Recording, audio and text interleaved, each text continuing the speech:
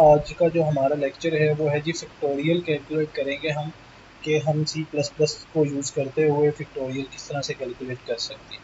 अच्छा जी, for example हमारे पास ये कुछ वैल्यूज़ हैं, इनका फैक्टोरियल ये हो सकता है। आपने मैथमेटिक्स में पढ़ा होगा फार्मूला, तो आई होप सबको आइडिया होता ही है कि फैक्टोरियल का क्या होता है। हमें एक स्टेप पीछे जाना हो तो उसके साथ मल्टीप्लिकेशन करनी होती है, और इसके अंदर कोई इतनी मुश्किल चीज़ है नहीं। ये आपके सामने, आप वीडियो स्टॉप करके इसको अच्छे से रीड आउट कर सकते हैं, समझ सकते हैं। उसके बाद जी हम अपने प्रोग्राम की तरफ आ जाते हैं।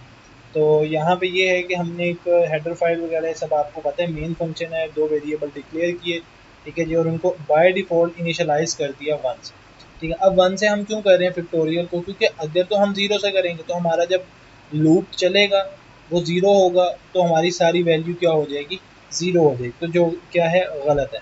तो इसलिए हम उसको बाय डिफ़ॉल्ट 1 से कर रहे हैं, नंबर भी हमारा 1 से ही चलेगा।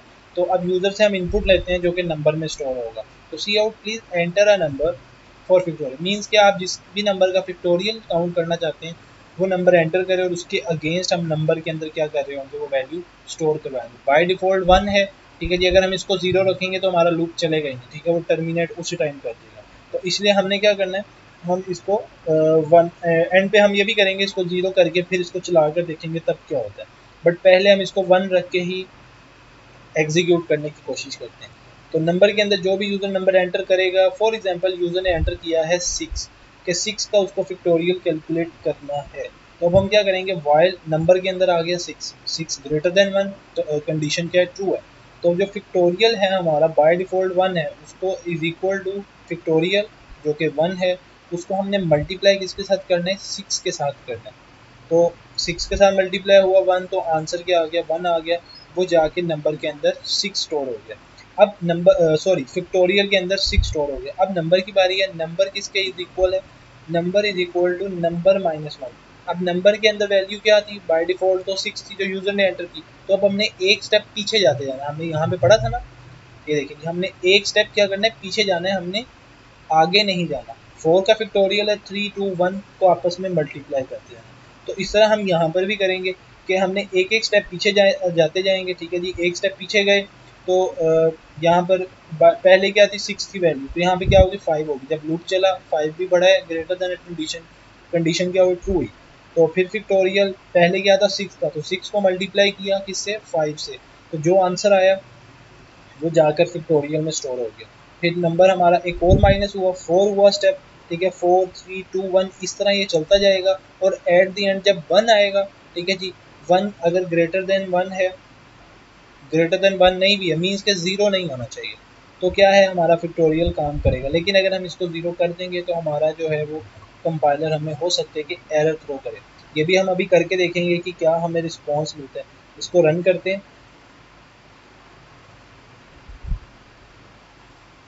और अब यहाँ पर हम वैल्यू 6 ही एंटर करते हैं, देखते हैं कि जो हमने यहाँ पे लिखा है क्या वो यहाँ पर एग्जीक्यूट हो रहा है या नहीं हो रहा है। तो एंटर किया तो हमारे पास आंसर क्या आ गया, 720। और बिल्कुल इजी सी एग्जांपल हम समझते हैं कि फॉर एग्जांपल 3 एंटर कर रहे हैं तो हमारे पास आंसर 6 आना चाहिए। तो इसको हम रन करते हैं और यहाँ पे 6 प्रेस करते हैं और देखते हैं, ओहो, 3 एंटर करते हैं और हमारे पास आंसर क्या आ गया, 6 आ गया। 3 इंटू 2, 2 इंटू 1, और आंसर हमारे पास 6 आ गया। तो ये हमारा क्या था, फैक्टोरियल था। अब हम इसको अगर 0 करें तो फिर इसको रन करने की कोशिश करते हैं और देखते हैं क्या होता है।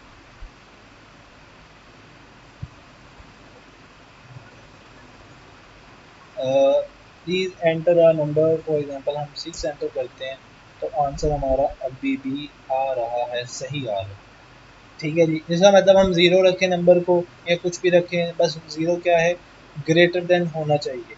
तो हमने, क्योंकि अगर हम 0 एंटर करेंगे तब आंसर हमारा क्या होगा, ख़राब होगा।